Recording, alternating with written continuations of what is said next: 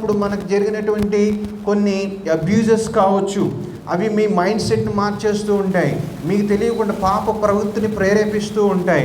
So ఇట్లాంటి రకరకాల విధానాల్లో మన శరీరం ఏమిటంటే పాపంతో ప్రేరేపించబడి పాప స్వభావాన్ని బట్టి అది పాపం చేయడానికి మనల్ని పురుకొల్పుతూ ఉంటుంది. మరలా ఆత్మకి శరీరానికి మధ్య పోరాటం. There is a battle within అన్న విషయాన్ని మీరు గమనించాలి. రెండవ విషయం ఏంటంటే బ్యాటిల్ వితౌట్. బ్యాటిల్ వితౌట్ అంటే మన శరీరానికి మనకి మించి బయట నుంచి ఒక పోరాటం అనేది కూడా మనం చూడవచ్చు. 1 యోహాను 2వ అధ్యాయం 15 నుంచి 17 వరకు. 1 యోహాను 2వ అధ్యాయం 15 నుంచి 17 వరకు. ఈ లోకమునైనను లోకంలో ఉన్న వాటినైనను ప్రేమింపకుడి. ఎవడైనను లోకమును ప్రేమించిన యెడల తండ్రి ప్రేమ వానిలో ఉండదు. లోకములో ఉన్నదంతయు అనగా శరీరాశయు, నేత్రాశయు, జీవపడమును తండ్రి వలన పుట్టినవి కావు, అవి లోక సంబంధమైనవి. లోకమును దాని ఆశయు గతించిపోవచ్చున్నవి కానీ దేవుని చిత్తమును జరిగించేవాడు నిరంతరమును నిలుచును. ఇక్కడ మీరు గమనించినట్లయితే లోకం నుంచి మనకి మరలేమవుతుంది, ఒక పోరాటాన్ని మనం ఎదుర్కొంటూ ఉన్నాము. లోకం యొక్క ఇన్ఫ్లుయెన్సెస్ మన మీద పడుతూ ఉన్నాయి.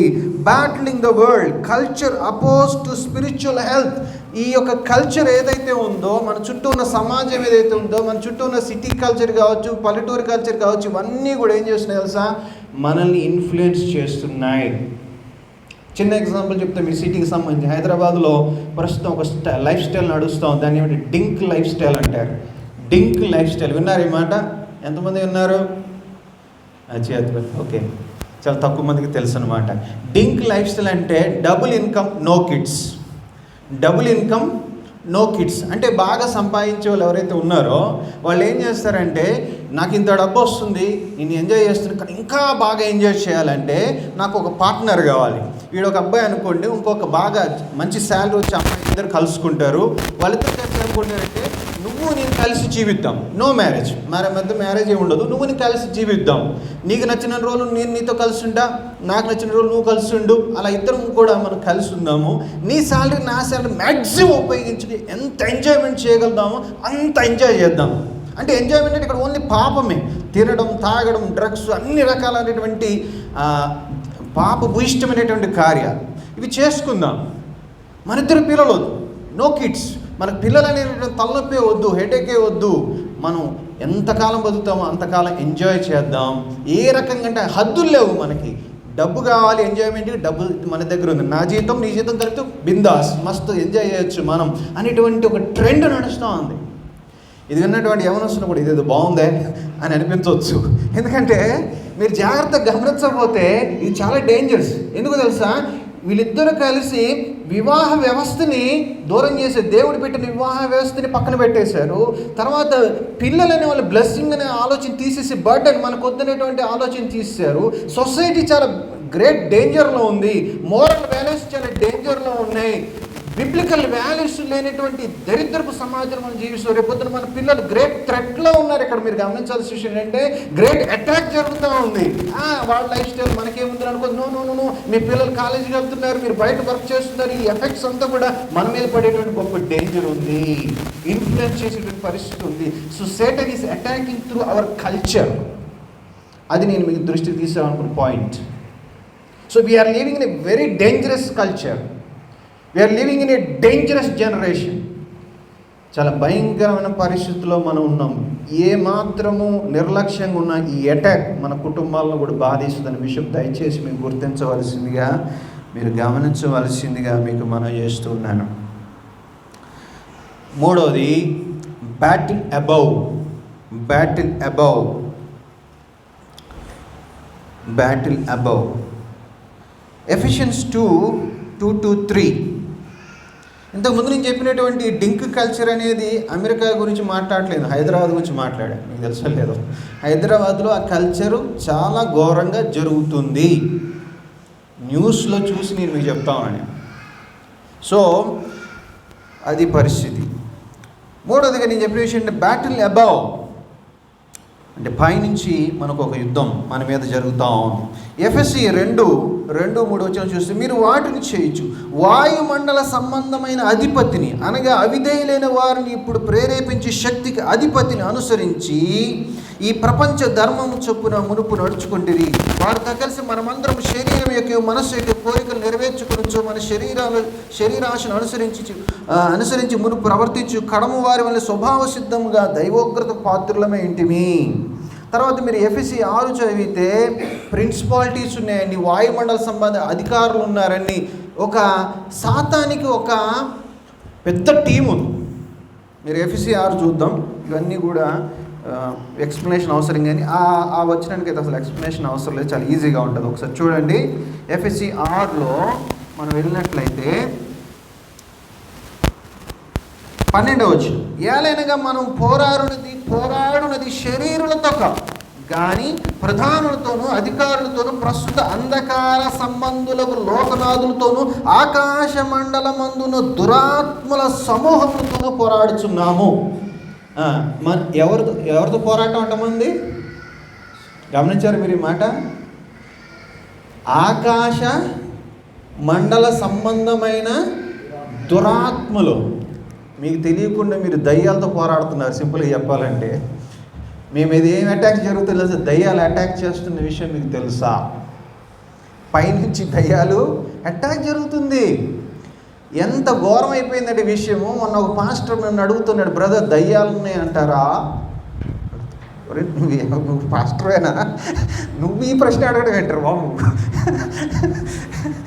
దయ్యాలు నేను ఒక పాస్టర్ అడుగుతున్నాడు అంటే దాని అర్థం ఏంటంటే సేటన్ ఈ రోజులు డిసీవ్ చేసేది ఎలాగంటే సేటన్ ఈజ్ ఎ మిత్ అనేటువంటి విధంగా సాతాను జనాన్ని సైంటిఫిక్ కాలంలో ఉన్న దయ్యాలు డెవిల్స్ ఏంట్రా ఇవన్నీ మూఢనమ్మకాలు అనేటువంటి భ్రమలోకి మనల్ని తీసుకెళ్ళి సాతాను అనేవాడు లేడు, దయ్యాలనే లేవు అనేటువంటి నువ్వు నమ్మితే వాటి పని ఈజీ అయిపోతుంది. నీ శత్రువు ఒకడు ఉన్నాడనే విషయం నీకు తెలియకపోతే వాడు నువ్వు శత్రువు కాదు మిత్రుడు అనుకుంటే, అసలు అనేవాడు లేడు అనుకుంటే వాడికి త్వరగా ఈజీ అయిపోతుంది మనం అటాక్ చేయడం.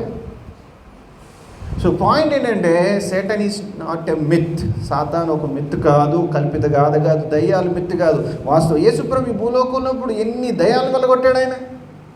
ఎన్ని సంఘటనలు మనం చూస్తాం, దయ్యాలు ఉన్నాయి. నేను కూడా చిన్నప్పుడు దయ్యాలు లేవని పేరు నమ్ముకుంటూ వచ్చామని.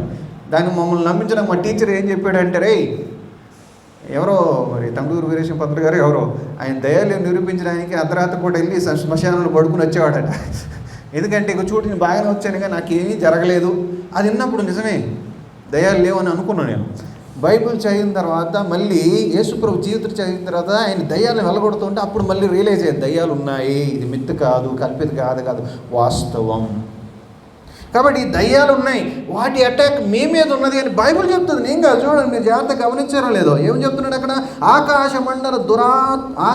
మండలమందున్న దురాత్మల సమూహములతో పోరాడుచున్నాము. వీఆర్ ఫైటింగ్ విత్ డీమన్స్ అని చెప్పేసి అంటున్నాడు. మీరు ఈ విషయాన్ని ఎప్పుడు రియలైజ్ అయ్యారా?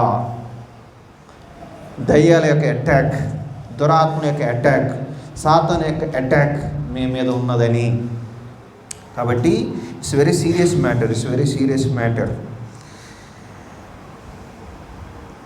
సరే, వార్ఫేర్ గురించి రకరకాల మిస్కన్సెప్షన్స్ మన మధ్య జరుగుతూ ఉన్నాయి. అంటే మన మధ్య మన సంఘాల్లో కాదులే కానీ మన చుట్టూ ఉన్న క్రైస్తవ్యంలో నామినల్ క్రిస్టియనిటీలో కొన్ని రాంగ్ వేస్ జరుగుతున్నాయి. కొన్ని జస్ట్ మీ దృష్టికి తీసుకొస్తారు. వాళ్ళు ఏం చేస్తున్నారంటే, మనం దురాత్మలతో పోరాడుతున్నాము, అంధకార శక్తులతో పోరాడుతున్నాము, ఆత్మ సంబంధమైన పోరాటంలో మనం ఉన్నామంటే వాళ్ళు ఏం చేస్తున్నారో తెలుసా? Territorial mapping of demonic powers.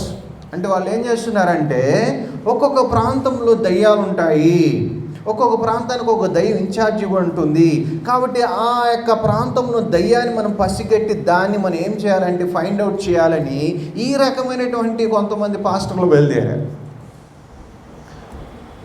So నాకు తెలిసినటువంటి ఒక పాస్టర్ ఏం చేశారంటే, ఎక్కడికి వెళ్ళి వచ్చారు అయ్య గారు అని అడిగాను. అడిగితే ఆయన అన్నాడు, ఇప్పుడే నేను ఒక ఇంటికి వెళ్ళి వచ్చాను. ఏం చేశారు అక్కడ అన్నాడు. వాళ్ళ ఇంట్లో సమస్యలు. అయితే ఏం చేశారు అడిగాను. దయ్యం ఎక్కడుందో కనిపెట్టి వచ్చాను అన్నాడు. ఎక్కడుంది దయ్యం అని అడిగాను. వాళ్ళ ఇంటి చెట్టు కింద మట్టిలో గుంటలో ఉందని చెప్పి, తీసారా దయ్యానని. తీసాను, పారదోలేసాను, బంధించేసాను. అడిగా దయ్యం అంటే ఏంటి తెలియదు. అంత ఈజీ అనుకుంటున్నాడు దయ్యాన్ని పట్టుకొని బంధించేది. పాత సినిమాలు చూసి సీసాలో బంధించేయడం అట్లా ఇట్లా అనుకుంటా ఉన్నాడు. సో ఏంటంటే వీళ్ళు ఏదేదో చేసేసి ఇలాగ చేయడం, జనాలను మభ్యపెట్టడం. ఏంటంటే ఈ రోజుల్లో పాస్టర్లు కొంతమంది మీ ఇంటికి వచ్చేసి మీ ఇంట్లో పలానా చోట దయ్యం ఉంది, దాన్ని నేను తీసేస్తాను అని చెప్పేసి జనాల్ని క్యాష్ చేసుకుంటా ఉన్నారు. ఇదే ఆత్మీయ పోరాటం అని చెప్పి చెప్పుకుంటూ ఉన్నారు. మీరు బైబిల్లో చూస్తే యేసు ప్రభు ఎక్కడైనా సరే దయ్యాలు ఈ ప్రాంతంలో అని చెప్పేసి వాటిని ఎత్తుక్కుంటే వెళ్ళి కావాలని వాటిని బంధించినట్టుగా మనం ఎక్కడ చూడం. అపోస్తలులు ఎట్లా కూడా అట్లా ఎప్పుడు చేయలేదు. వాళ్ళు పరిచర్య చేసుకుంటూ వెళ్తున్నారు. ఎక్కడైతే వాళ్ళకి పరిచర్యకి ఆటంకం కలిగించే దయ్యాలు ఉన్నాయో వాటిని ఏం చేశారు యేసు ప్రభు? ఆ దయ్యాల నుంచి వాళ్ళకి విడుదల అనుగ్రహించి దయ్యాలు అక్కడి నుంచి పంపించడం జరిగింది. అంతే తప్ప ఈ ప్రాంతంలో ఈ దయ్యం ఉంటే దీన్ని పట్టుకోవాలి, ఫస్ట్ దీన్ని బంధించాలి, తర్వాత మనం సువార్త చేయాలి, అట్లా ఏం చేయలేదు వాళ్ళు. అర్థమవుతుందా? ఇలాంటి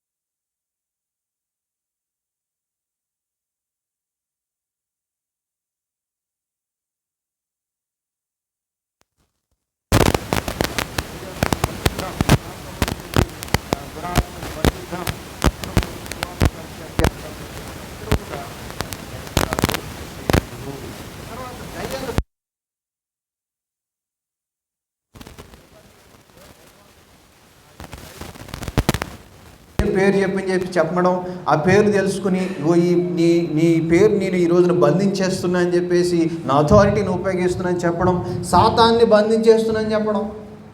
వీడు సాతాన్ని బంధించగలడా? మీకు విషయం తెలుసు, సాతాన్ని వీడు బంధించగలడా?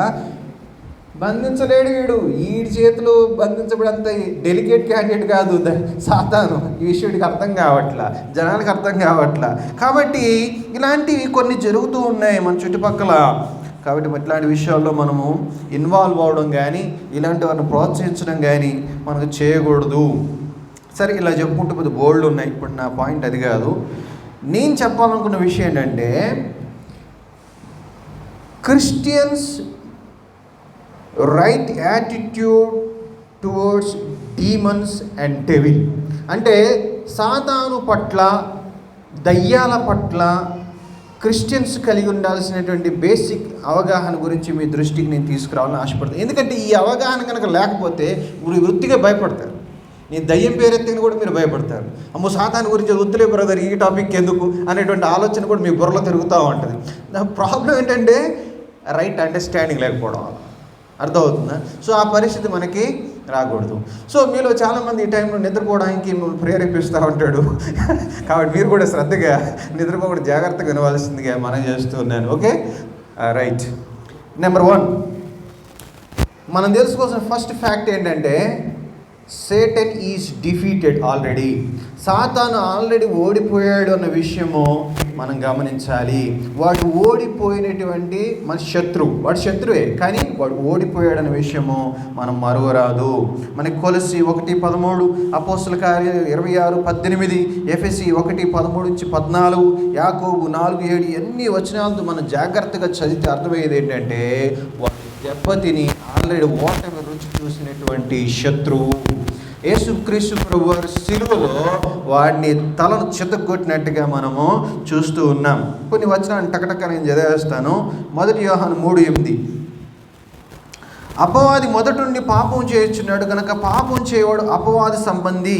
అపవాది యొక్క క్రియలను లయపరచుటకే దేవుని కుమారుడు ప్రత్యక్షమైంది. యేసు ప్రభువారు ఈ లోకంలో ప్రత్యక్షమైంది మనల్ని రక్షించడానికి మనందరికీ తెలుసు. కానీ సాతాను సంబంధించి ఇంకో పని చేయడం కూడా ఆయన వచ్చాడు. ఏంటా పని? సాతాను క్రియలను లయపరచుటకే ఆయన ప్రత్యక్షమయ్యాను. అంటే ఆయన ఈ లోకానికి రావడం ఒక ఉద్దేశాల్లో వన్ ఆఫ్ ది పర్పసెస్ ఏంటంటే, సాతాను క్రియల్ని చెప్పండి సాతాను క్రియల్ని to destroy the works of the devil. మీకు ఒక విషయం చెప్పాలి ఏంటంటే, డెవిల్ ఒక్కడే ఉండేది. చాలామంది డెవిల్స్ అంటారు. లేదు, డెవిల్ ఉండేది ఒక్కడే. ఉండేది డీమన్స్ అంటే దయ్యాలు. డెవిల్ అంటే ఒక్కడే, వీళ్ళందరికీ రింగ్ లీడర్ వాడు సాతాన్. ఓకేనా? ఆ డిఫరెన్స్. డెవిల్ అంటే ఒక్కడే, డీమన్స్ అంటే దయ్యాలు. ఓకే, చూడండి, అపవాది యొక్క క్రియను లయపరచుటకి దేవుని కుమారుడు ప్రత్యక్షమాయను. తర్వాత కొలసి 1:13, ఆయన మనల్ని అంధకార సంబంధమైన అధికారములో నుండి విడుదల చేసి తాను ప్రేమించిన తన కుమారునికి రాజ్య నివాసులుగా చేశాను. చూడండి, ఆల్రెడీ అంధకార సంబంధమైన అధికారం నుంచి దేవుడు మనల్ని ఏం చేశాడు? విడుదల చేశాడు. అంటే వాడి యొక్క డొమైన్ నుంచి, వాడి యొక్క పవర్ నుంచి ఆల్రెడీ మనం విడిపించబడ్డాం. కాబట్టి మీరు వర్రీ అవ్వాల్సిన అవసరము లేదు.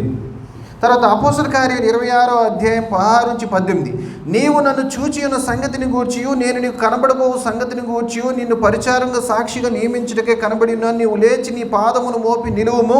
నేను ఈ ప్రజల వలనను అన్ని జనుల వలన హాని కలగకుండా నేను కాపాడదును. వారు చీకటిలో నుండి వెలుగులోనికి, సాతాను అధికారం నుండి దేవుని వైపుకు తిరిగిరి. మనం ఎక్కడి నుంచి తిరిగామంట? చీకటిలో నుంచి వెలుగులోనికి, సాతాను అధికారము నుండి దేవుని వైపుకి తిరిగాము. అంటే అంతకుముందు మనం ఎవరి అధికారంలో ఉన్నాం? సాతాను గారు. ఇప్పుడు ఎవరి అధికారంలో ఉన్నాం? దేవుడి అధికారంలో ఉన్న విషయం మనము గమనించాలి. యాకోబు 4:7, కాబట్టి దేవునికి లోబడి అపవాదిని ఎదిరించిడి, అప్పుడు వాడు మీ వద్ద నుండి పారిపోను. సో ఒక విషయం ఏంటంటే, సాతాను ఆల్రెడీ ఓడిపోయిన వాడు. ప్రభు వాడిని చావు దెబ్బ కొట్టాడు శిలువలో. ఆ రోజున వాడు ఓటమిని చవి చూశాడనే విషయము మనం మరవకూడదు. అంటే అర్థం ఏంటంటే, మన ప్రభు చేత వాడు ఓడిపోయాడు. కాబట్టి ప్రభు ఎవరు? హయ్యర్, సుపీరియర్ బీయింగ్ అనే విషయం మనం గుర్తుపెట్టుకోవాలి. చాలామంది సాతాన్ని భయపడిపోతూ ఉంటాం. లేదు, అవసరం లేదు. మనం గుర్తుపెట్టుకోవాల్సిన విషయం ఏంటంటే, మన ప్రభు సర్వాధికారి, సాతాను సర్వాధికారి కాదు. వాడికి అధికారం ఉంది, మనకంటే కొంచెం ఎక్కువ అధికారం ఉన్న విషయం మాత్రం మనం గమనిస్తే సరిపోతుంది. రెండవది, spiritual warfare is a sanctification issue, not a salvation issue. Spiritual warfare is a sanctification issue, not a salvation issue. కాబట్టి సాతాను అటాక్స్ జరుగుతున్నాయి. కాబట్టి నాకు రక్షణ ఉందా లేదా? నిజంగా నేను రక్షణ పొందితే నా మీద ఎందుకు సాతాను అటాక్ జరుగుద్ది? నేను సాతాను అధికారం నుంచి బయటకు వచ్చేసాను కదా అని మీరు కంగారు పడాల్సిన అవసరం లేదు. నువ్వు ఎప్పుడో ఇది ఈ రక్షణ సంబంధించిన ఇష్యూ కాదు. నువ్వు రక్షణ పొందావు కాబట్టి నీ మీద అటాక్ జరుగుతుంది. ఆ విషయం గుర్తుపెట్టుకో. నువ్వు రక్షణ పొందావు కాబట్టి, నీవు సాతాను పార్టీ నుంచి ఇటువైపు దేవుడి పార్టీలోకి వచ్చావు కాబట్టి, నీకు ఇప్పుడు వీడు ఏమయ్యాడు? శత్రువు అయ్యాడు. కాబట్టి అందుకే అటాక్ నీ మీద జరుగుతుంది. వీడు ఎంత దూరమైన పోతుంది ఏంటంటే, ఎంత ఘోరమైన పాపం అయినా చేయడానికి వాడు మనల్ని ప్రేరేపిస్తూ ఉంటాడు. మీరు చూడండి, 1 కొరింథీ 5:1-5 మీరు చూస్తే అక్కడ ఒక సీరియస్ ఇష్యూ జరుగుద్ది. మీలో జారత్వం ఉన్నదని వదంతి కలదు. మీలో ఒకడు తన తండ్రి భార్యను ఉంచుకున్నాడట. అట్టి జారత్వం అన్ని జనుల్లోనే జరగదు. ఇట్లుండి మీరు ఉప్పొంగుచున్నారే కానీ మీరు ఎంత మాత్రం దుఃఖపడి ఇలాంటి కార్యం చేసినవని మీలో నుండి వెలివేసిన వారు కారు. నేను దేహ విషయమే దూరంగా ఉన్నాను, ఆత్మ విషయం సమీపంగా ఉండి మీతో కూడా ఉండి నట్టుగాని ఇట్టి కార్యం ఇలాగ చేసిన వాని గురించి ఇదివరకు తీర్పు తీర్చి ఉన్నాను.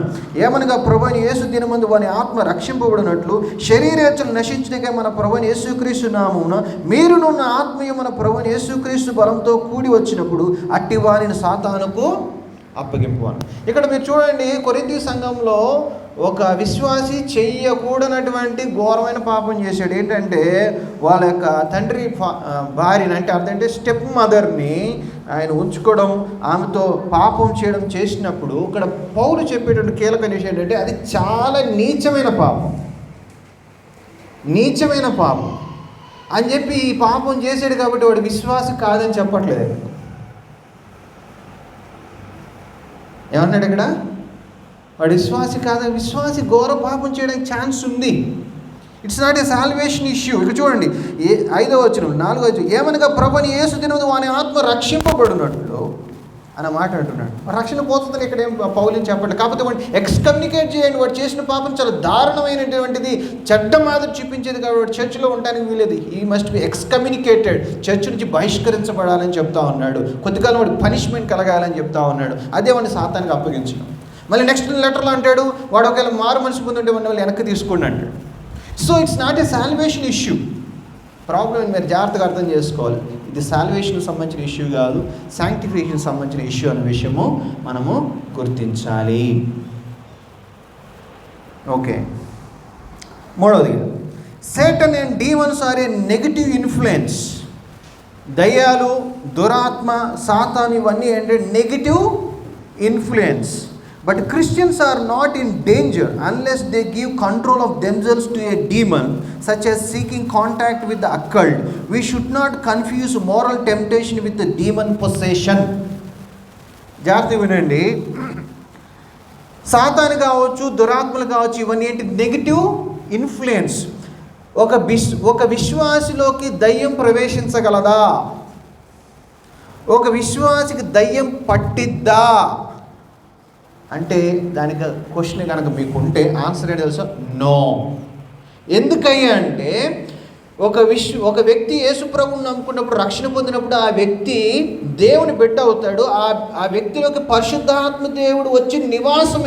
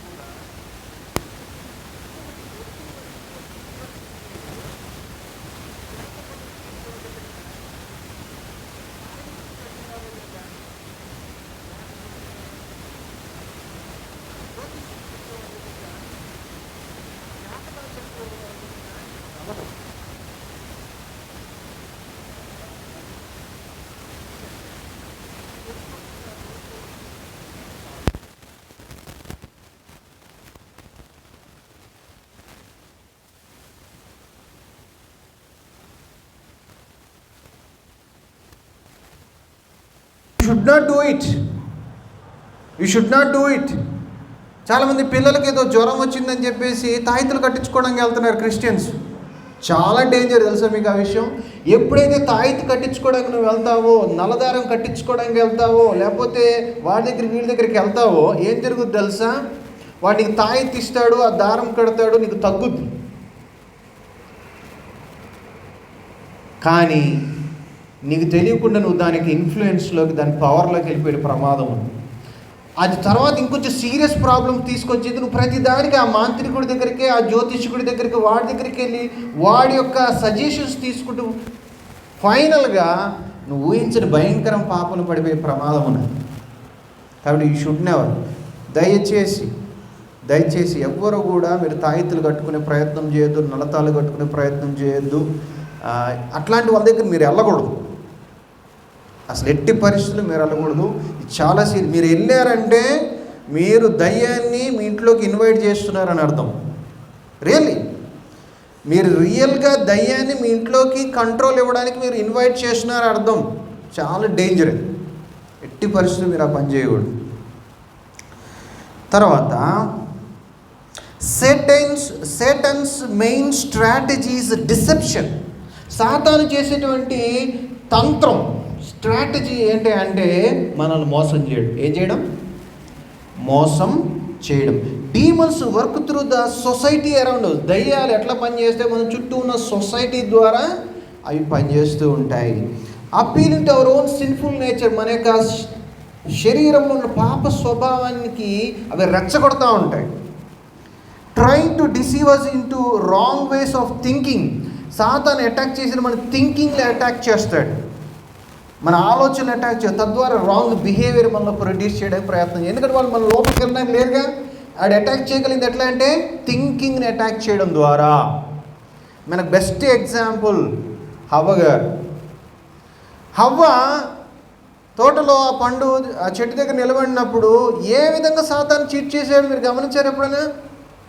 థింకింగ్ని మార్చడం ద్వారా, డౌట్స్ రేజ్ చేయడం ద్వారా. ఫస్ట్ క్వశ్చన్, ఇది నిజమా అంటే దేవుడి మీద డౌట్ రేజ్ చేశాడు. తర్వాత ఈ పండు తింటే ఏమైనా అయ్యిద్దా, తింటే మంచిది కాదని దేవుడు చెప్పాడు, లేదు మంచి జరుగుద్ది. తింటే మీరు దేవతలు అయిపోతారు, మీ దేవుడు నువ్వు మీ ఆయన ఒక దేవుడు, నువ్వు ఒక దేవత అయిపోతావు అని చెప్పేసి అనగానే ఆమెకి ఎంతో హ్యాపీగా అనిపించింది.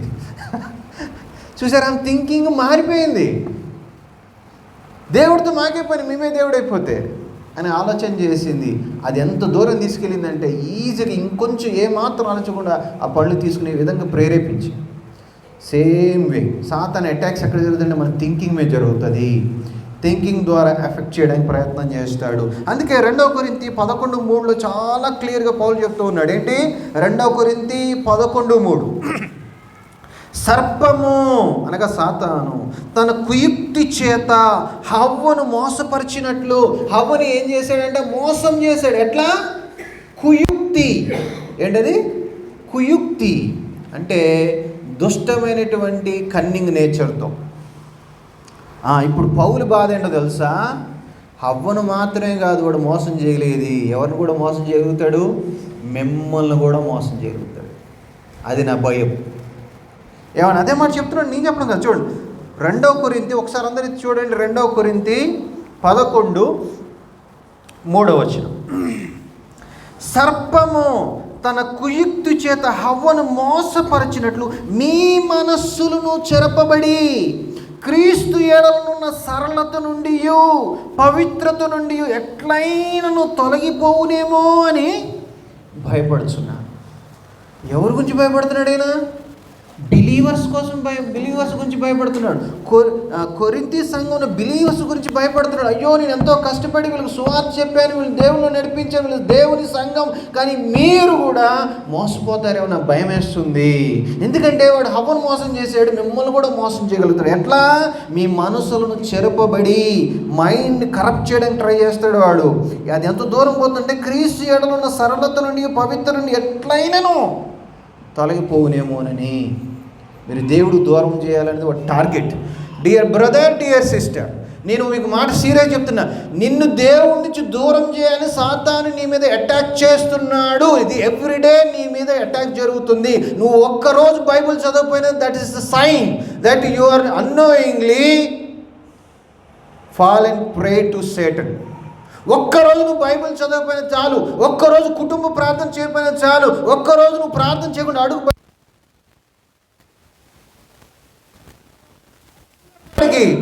అది చాలు అడిగి. మీరు అనుకుంటారు నేను బైబిల్ మర్చిపోయిన సాయంత్రం చదువుతారు, రేపు చదువు. నో, నువ్వు తెలియకుండా మోసపోతున్నావు. Your in a danger zone. You have to be very careful. Bible reading చాలా సీరియస్గా తీసుకోవాలి, ప్రేయర్ని వెరీ సీరియస్గా తీసుకోవాలి, బైబిల్ స్టడీని వెరీ సీరియస్గా. ఎక్స్క్యూజెస్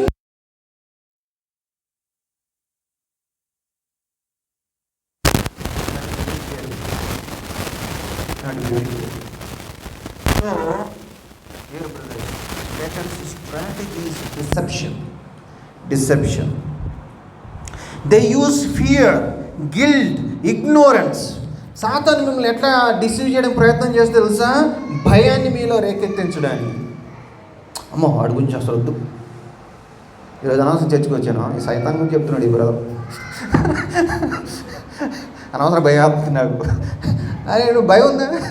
వాడికి అది ఇది వాడి పని, నా పని కాదు. తర్వాత ఏంటి? గిల్ట్.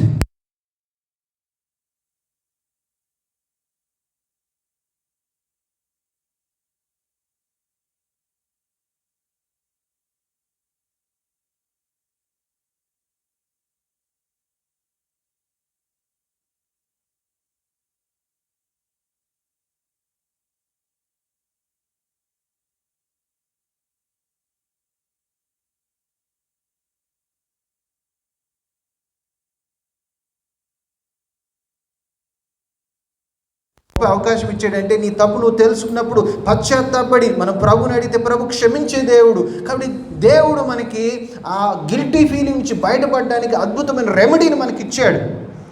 ఫర్గివ్నెస్ని ఆఫర్ చేస్తున్నాడు. ఇది మనం మర్చిపోకూడదు. కానీ సాతాను ఏం చేస్తాడు తెలుసా? ప్రభు నీ పాపాన్ని క్షమించినా కూడా అయినా వాడిని గుర్తు చేసి అన్ని మళ్ళీ రిపీట్ చేస్తూ ఉంటాడు. దాన్ని మైండ్లోకి తీసుకొస్తూ ఉంటాడు, సీన్ని డిస్టర్బ్ చేస్తూ ఉంటాడు. బైబిల్ చదివేటప్పుడు డిస్టర్బ్ చేస్తూ ఉంటాడు. ప్రేయర్ చేసిడే నువ్వు ఇంత పాపిస్తూ నువ్వు ప్రేయర్ చేసే దేవుడు ఆలకిస్తాడా అన్న థాట్ పడంగానే ప్రేయర్ ఆపేస్తాను. అర్థమవుతుంది? సేటన్స్ డిసెప్షన్ స్ట్రాటజీ అది. గిల్ట్ని వాడుకుంటాడు వాడు. తర్వాత వాడుకున్న ఇగ్నోరెన్స్. నీకు వాడి గురించి ఎంత తెలుసుకోకుండా ఉంటే అంత మంచిగా హ్యాపీ ఫీల్ అవుతాడు వాడు. ఎందుకంటే నీకు ఇగ్నోరెన్స్ ఉందనుకో, వాడి గురించి నీకు తెలియదు అనుకో, వాడి స్ట్రాటజీస్ నీకు తెలియదు అనుకో, నిన్ను మోసం చేయడం చాలా ఈజీ వాడికి.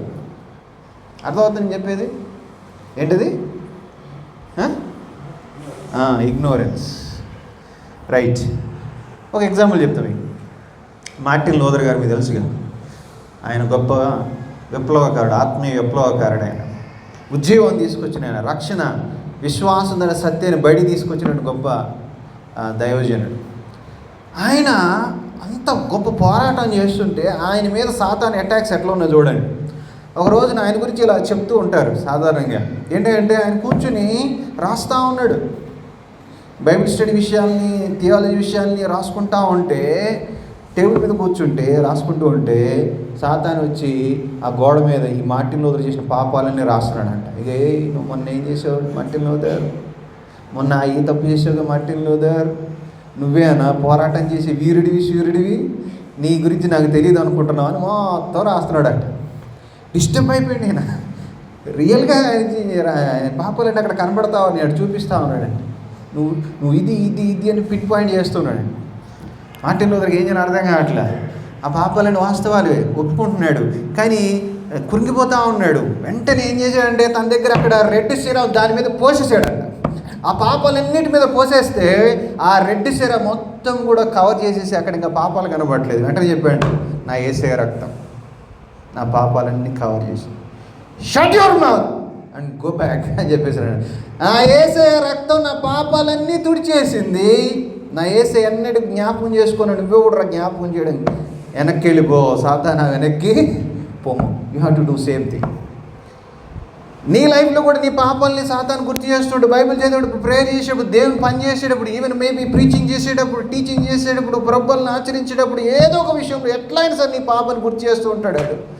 నేను ఈ కాన్ఫిడెన్స్ తొలగించడానికి కోసం, నేను వీక్ చేయడం కోసం.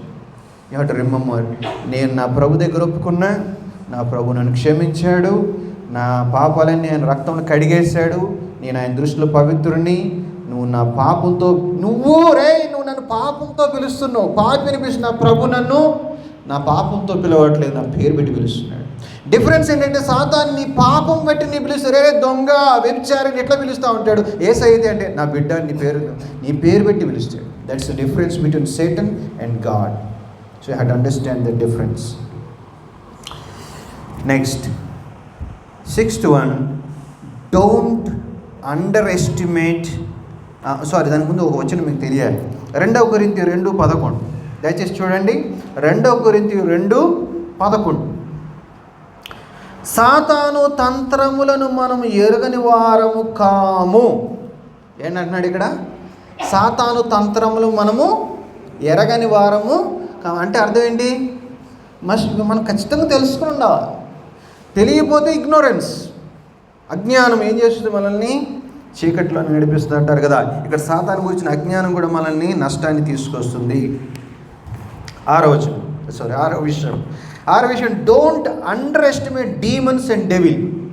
మనం చేసి ఇంకో పెద్ద మిస్టేక్ ఏంటంటే సాతాను, దయ్యాలు ఏమున్నాయి అనుకో. నో బిడ్డ, అంత అండర్ ఎస్టిమేట్ ఇవ్వక వాడిని. అవి పవర్ఫుల్ అనే విషయం మర్చిపోదు. సాతాను చాలా పవర్ఫుల్. లేకపోతే వాడు ఇంత ఘోరంగా షేక్ చేయగలుగుతాడా సిస్టమ్స్ని? ఇంత ఘోరంగా కల్చర్ని ఇన్ఫ్లుయెన్స్ చేయగలుగుతాడా? ఇంత ఘోరంగా అధికారులను ఇన్ఫ్లుయెన్స్ చేయగలుగుతాడా? మీరు అర్థం చేసుకోవాలి, చాలా పవర్ఫుల్ వాడు. But he is not all powerful. You should remember that. దేవుడు సర్వశక్తిమంతుడు, సాతాను సర్వశక్తిమంతుడు కాదు, కానీ శక్తిమంతుడు. నీకంటే శక్తిమంతుడు, మనుషుల కంటే శక్తిమంతుడు, కొన్ని దేవదూతల కంటే కొంత శక్తిమంతుడు. ఎందుకంటే వాడు సుప్రీం, ఏంజల్స్లోనే చాలా హైయర్ కేటగిరీ వాడిది. సో వాడికి స్పెషల్ పవర్స్ ఉన్నాయి. కాబట్టి సాతాన్ని ఎప్పుడు కూడా మనం తక్కువ అంచనా వేయకూడదు. దయ్యాలను కానీ సాతానికి తక్కువ అంచనా వేయకండి. సో అంటే దాని అర్థం ఏంటి? వాళ్ళు పవర్ఫుల్ అని తెలుసుకున్నప్పుడు మనం చాలా కేర్ఫుల్గా ఉండాలని అర్థం. చూడండి, ఒక వచనం చూద్దాం. యూదా, చూడండి, నేను ఒక ప్రశ్న అడుగుతాను, మీరు చెప్పాలి. మనము పవర్ఫుల్లా, ఏంజల్స్ పవర్ఫుల్లా? అంటే మానవులు జనరల్, మానవులు పవర్ఫుల్లా, దేవదూతలు పవర్ఫుల్లా? దేవదూతలేగా. ఇప్పుడు రైట్ రండి. యోధా 1:9. యోధా 1:9.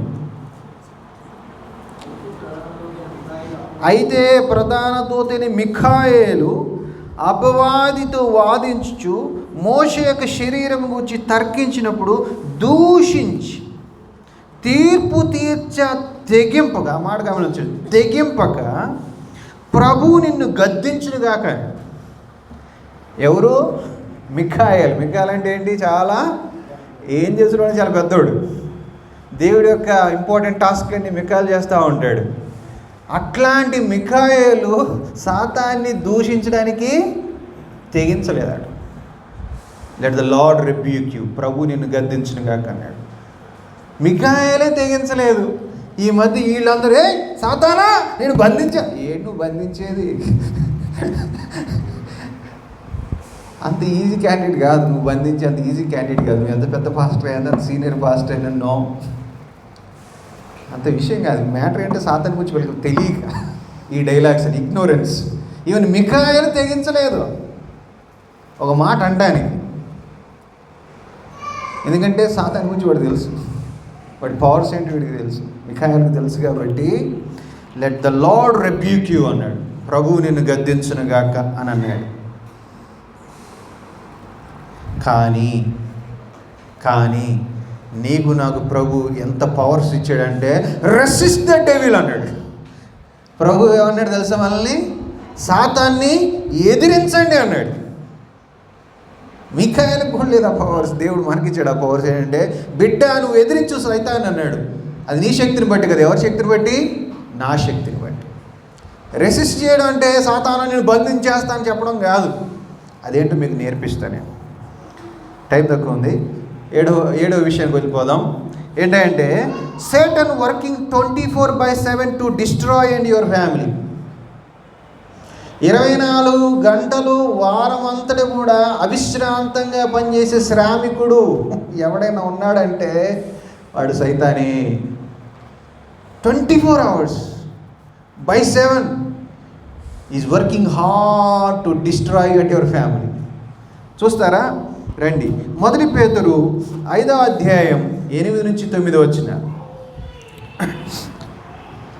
1 పేతురు 5వ అధ్యాయం 8-9 వచ్చిన.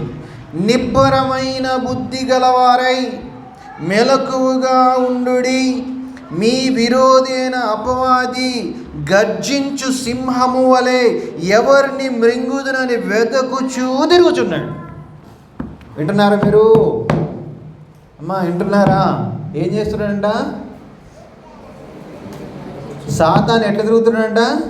గర్జించు సింహం, ఆకలితో ఉన్న సింహంలా ఎక్కడ దొరుకుతారా అని పట్టుకొని రెడీగా ఉన్నాడు. ఎప్పుడంట? 24/7. ఎప్పుడైనా వాడు నిన్ను ఎక్కడ దొరుకుతావా అని చూస్తూ ఉన్నాడు. అవకాశం కోసం ఎదురు చూస్తూ ఉన్నాడు. వాడు కన్నంతా నీ మీదే, వాడి దృష్టి అంతా నీ మీదే, నీ మీద అటాక్ చేయాలని. సో అందుకే ఏమంటున్నాడు ఇక్కడ? నిబ్బరమైన బుద్ధి గలవారే మనం ఎట్లా ఉండాలా? మెలకుగా ఉండాలి. అందుకనే ఎట్టి పరిస్థితుల్లో మీరు ప్రేయర్ని నిర్లక్ష్యం చేయొద్దు. బైబిల్ స్టడీని అంటే మీ పర్సనల్ బైబిల్ స్టడీని, ఫ్యామిలీ బైబిల్ స్టడీని you have to conduct regular at any cost. ఎంత ఖర్చు అయినా, ఎంత అలసిపోయినా, ఎంత శ్రమ పడినా సరే మీరు అది మాత్రం నిర్లక్ష్యం చేయవద్దు. మీరు నిద్రపోయిన నిద్రపోడు సార్ మిమ్మల్ని అటాక్ చేయడానికి. చూడండి, మత్తయి సువార్త 13వ అధ్యాయం 25 వచ్చింది. మత్తయి సువార్త 13:25. మత్తయి 13:20 ఏంటి? మనుషులు నిద్రించుచుండగా అతని శత్రువు వచ్చి గోధుమల మధ్యన గురుగులు విత్తిపోయాడు. రైతు పొలంలో వెళ్ళాడు, పొలంలో విత్తనాలు చల్లాడు, పొద్దున సాయంత్రం కష్టపడ్డాడు, అన్నీ చేశాడు.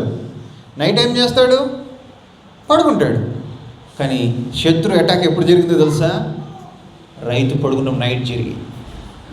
మీకు విషయం చెప్పిన dear parents, while you are sleeping there is a attack on your children in the night. You have to be very careful. మీరు అనుకుంటున్నారు ప్రశాంతంగా ఉంది, there is a attack on your children, there is a attack on your spouse, so be careful. మన ఈ మధ్య ఒక సంఘటన ఏంటంటే, ఒక అమ్మాయి ఒక ఫ్యామిలీతో కౌన్సిలింగ్ చేస్తూ మాట్లాడుతున్నప్పుడు తెలిసిన విషయం ఏంటంటే, ఒక అమ్మాయి, వీళ్ళందరూ పడుకున్నారు, అమ్మాయి కూడా పడుకుంది, పిల్లలు కొంతమంది పిల్లలతో కూడా ఈ అమ్మాయి పడుకుంది. అయితే ఏం జరిగింది? మార్నింగ్ చూసేసరికి ఫేస్ అంతా ఉబ్బిపోయింది. రెండో రోజు చూస్తే ఫేస్ అంతా ఉబ్బిపోయింది. మూడో రోజు చూస్తే ఫేస్ అంతా ఉబ్బిపోయింది. వాళ్ళే అనుకుంటారు మామూలుగాను. కానీ ఫోర్త్ డే ఆ ఫాదర్కి డౌట్ వచ్చింది, ఎందుకు మా అమ్మాయి కళ్ళు ఇలా ఉంటుంది, నిద్ర పట్టట్లేదా అంటే, లేదు డాడీ బాగానే పడుకుంటున్నా అని చెప్పేసి ఆమె చెప్తుందంట. ఒకరోజు పడుకుంటున్నటువంటి సందర్భంలో వీళ్ళు పడుకున్నారు, ఆ పిల్లలు పడుకున్నారు, ఆ అమ్మాయి పడుకుంది. నైట్ ఎందుకో ఈయనకి ఫోన్ చెక్ చేసుకుందామని ఫోన్ చెక్ చేయడానికి పోయాడు. ఫోన్ ఎక్కడ కనబడలా. What happened to the phone? Call చేశాడు, వైఫ్ నుంచి కాల్ చేస్తే ఆ ఫోన్ అమ్మాయి రూమ్లో రింగ్ అవుతుంది. అంటే అమ్మాయి నైట్ అంతా కూడా డాడీ ఫోన్ తీసుకుని నైట్ అంతా చూడకూడని విషయాలను చూస్తూ, ఆ రీల్స్ని, ఆ వీడియోస్ని అన్నీ చూసుకుంటూ నైట్ అంతా నిద్ర లేకుండా ఉంటుంది. మార్నింగ్ కల్లా డిస్టర్బ్డ్గా ఉంటుంది. కారణం ఏంటంటే అమ్మాయి సీక్రెట్ చేసిన ఫోన్లో నైట్ అంతా చూస్తాం. ఆ నైట్ అంతా ఏమేం చూసిందో ఆ మీద ఎంత ఎఫెక్ట్ పడిందో ఒక్కసారి మీరు ఆలోచించిన అమ్మాయి భవిష్యత్తు ఏమవుతుంది ఒకసారి ఆలోచించి. నాకు అర్థమైంది, సాతాను ఎంత ఘోరంగా అటాక్ చేస్తున్నాడు. Dear friends, there is great attack. మీరు ప్రశాంతంగా నిద్రపోతున్నారు, కానీ మన పిల్లల మీద భయంకరమైన అటాక్ జరుగుతా. అప్పుడు రెడీ అయిన అమ్మాయి దొరికిపోయింది, ఫోన్ రింగ్ అయిందిగా, ఫోన్ చేతిలో. ఏం చేస్తారు? ఎవరి తప్పు ఇక్కడ? ఎవరిని తిట్టాలి? ఆలోచించాలి. జస్ట్ మర్చికే నేను మీకు చెప్పి, ఇంతకంటే భయంకరమైన అటాక్స్ జరుగుతుంది. Be careful. చాలా బాధతో చెప్తున్నా, వేదంతో చెప్తున్నా. ఇది మీరు గమనించకపోతే చాలా నష్టాలు మనం చూడాల్సిన పరిస్థితి ఏర్పడుతుంది.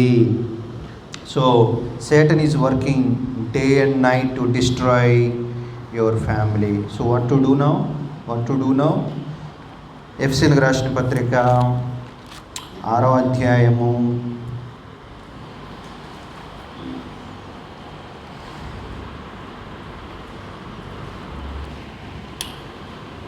10 నుంచి 20 దాకా. ఇది ఒక పెద్ద ప్రసంగం అవుతుంది, నేను చేయట్లేదు. కానీ ఇప్పుడు జస్ట్ చదువుకుంటే చిన్న కామెంట్స్ చేసుకుని ఒక 5 నిమిషాలు ఫినిష్ చేస్తా. చూడండి ఏం చేద్దామంటే, వాట్ ఈజ్ యువర్ రెస్పాన్స్? తదుకు ప్రభు యొక్క మహాశక్తిని బట్టి ఆయన బలవంతుడు. ముందు మీరు సేటన్ని అటాక్ చేయాలంటే, రెసిస్ట్ చేయాలి అంటే, first you should be strong in the lord. ప్రభువులో మనం ఎట్లా ఉండాలా? బలంగా ఉండాలి. చెప్పండి, ప్రభువులో బలంగా ఉంటేనే మీరు రెసిస్ట్ చేయగలుగుతారు. మీరు స్ట్రాంగ్గా ఉంటేనే మీ అపోనెంట్ని మీరు కొట్టగలుగుతారు. అలాగే ఇప్పుడు మన సాతాను వాడు కంటికి కనపడ్డు, వాడు గుద్దుదామంటే గుద్దడానికి దొరకడాడు. వాడిని అటాక్ చేయాలంటే you should be strong in the lord. ప్రభువులో బలం. ఎట్లా? By reading Bible faithfully, by praying everyday faithfully, by attending church meetings regularly. Okay.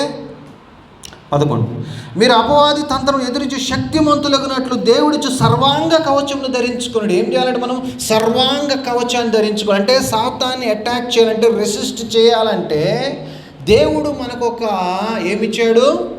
సర్వాంగ కవచం. అంటే శరీరం మొత్తాన్ని కవర్ చేసేటువంటి ఆర్మర్. అంటే ఏంటి? ఆర్మర్ అంటే ఏంటి?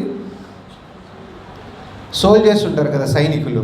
పాత కాలంలో రోమన్ సైన్యం నెత్తి మీద కిరీటం ఉంటుంది, ఇక్కడ బ్రెస్ట్ ప్లేట్ ఉంటుంది, అండ్ ఫుల్ ప్రొటెక్షన్, కవచం ఉంటుంది, షీల్డ్ ఇవన్నీ ఉంటాయి కదా. అట్లాంటిది వేసుకోమన్నాడు దేవుడు. దాని కవచం అంటున్నాడు. సర్వాంగ కవచమును ధరించుకునుడి. ఎందుకట? మీరు అపవాది తంత్రములు ఎదిరించుటకు శక్తిమంతులగడానికి. 12వ వచనం. ఏలైనగా మనం పోరాడు శరీరులతో కాదు కానీ ప్రధానంతోనూ అధికారులతో, ప్రస్తుత అంధకార సంబంధంలో లోకనాథులతోనూ ఆకాశ మండపంతో దురాత్మల సమూహంతో పోరాడుచున్నాం. అందుచేతను మీరు ఆపద్దినమందు వారిని ఏం దినం? ఆపద్దినం కోసం వాడు కనిపెట్టుకుని ఉన్నాడు. ఆపదలు తీసుకురావడానికి రెడీగా ఉన్నాడు. Be careful friends. ఎన్నో వచ్చినది? 13 వచ్చిన. అందుచేతను మీరు అందరు తీశారు. ఇది ఎఫెసీ 6:13 చదువుతున్న. అందుచేతను మీరు ఆపత్తిని వారిని ఎదిరించుటకు సమస్తం నెరవేర్చిన వారిని నిలవబెట్టుకు శక్తిమంతులకు దేవుడిచ్చి సర్వాంగ కవచం ధరించు. ఏలైనగా ఏమేం వేసుకోవాలో చెప్తున్నాడు ఇక్కడ. సర్వాంగ కవచం అంటే ఎక్స్ప్లెయిన్, ఆర్మర్ అంటే చెప్తున్నాడు. మీ నడుమునకు సత్యమైన దట్టి కట్టుకున్నాడు. సత్యమైనటువంటి దట్టి బెల్ట్ పెట్టుకోమంటున్నాడు. అదేంటో మీకు మన బ్రదర్స్ నేర్పిస్తారు. వాళ్ళకి వదిలేసే నేను మీకు చక్కగా వాళ్ళు నేర్పిస్తారు. మీకు జస్ట్ ఆ ఐటమ్స్ని పరిచయం చేసి వెళ్ళిపోతాను నేను. అంతే. ట్రూత్ అనే బెల్ట్ని కట్టుకోవాలి. నెక్స్ట్ ఏంటి? నీతిని మైమరువు తొడుక్కోవాలి. The breastplate of righteousness అంటే ఈ పార్ట్ని ప్రొటెక్ట్ చేసేటువంటి, వైటల్ ఆర్గాన్స్ని ప్రొటెక్ట్ చేసేటువంటి ఒక బ్రెస్ట్ ప్లేట్ ఉంటుంది. అది పెట్టుకోండి అంటున్నాడు. అది ఏంటంటే అది నీతితో వచ్చింది. ఏంటి ఆ నీతి అనేది అంటే క్రీస్తు నీతితో మనకి దొరికినది.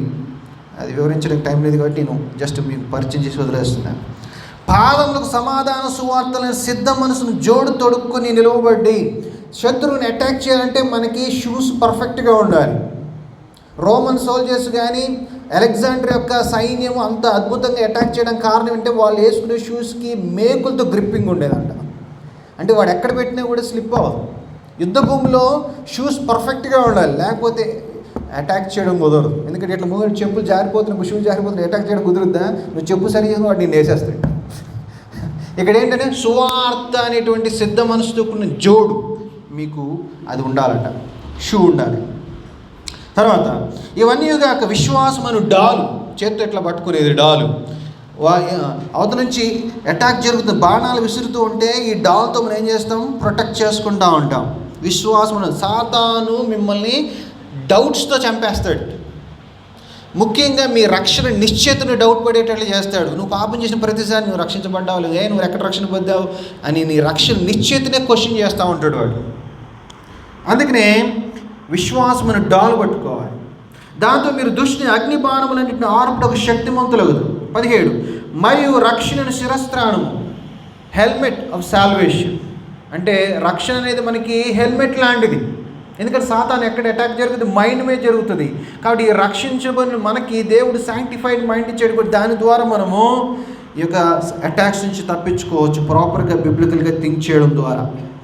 దేవుని వాక్యమును ఆత్మ ఖడ్గమును ధరించుకుని. సోల్జర్ చేతులు ఏముంటుంది? మెయిన్ ఐటమ్ ఏంటి?